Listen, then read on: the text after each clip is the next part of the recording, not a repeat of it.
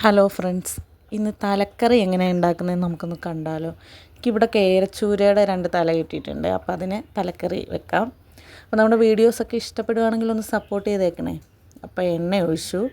എണ്ണ ചൂടായപ്പം കടുകും ഉലുവയും ഇട്ട് പൊട്ടിച്ചതിന് ശേഷം ചുവന്നുള്ളി, വെളുത്തുള്ളി, ഇഞ്ചി, പച്ചമുളക്, കറിവേപ്പില എല്ലാം കൂടി ചേർക്കുകയാണ്.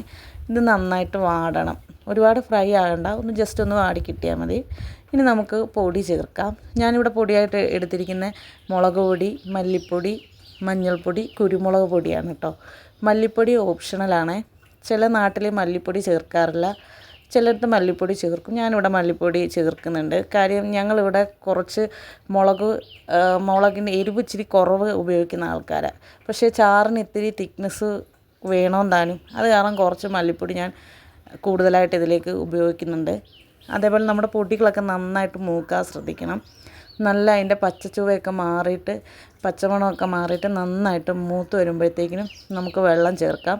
കുടംപുളി ഇട്ട് വെച്ച വെള്ളമാണ് കേട്ടോ. അപ്പോൾ ആ വെള്ളത്തിൽ ആ പുളിയുടെ സത്തൊക്കെ ഇറങ്ങിയിട്ടുണ്ടാവും. നമുക്ക് ആവശ്യത്തിന് വേണ്ടുന്ന വെള്ളം ചേർക്കാം.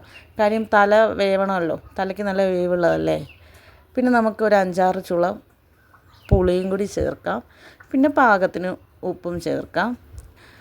ഇത് ഒന്ന് തിളച്ച് വരുമ്പോഴത്തേക്കിനും നമുക്ക് ആ 2 മീൻ തലയും കൂടി ചേർത്ത് കൊടുക്കാം.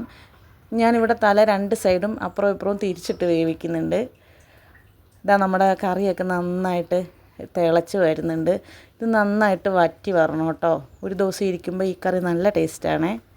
അടിപൊളി കറി.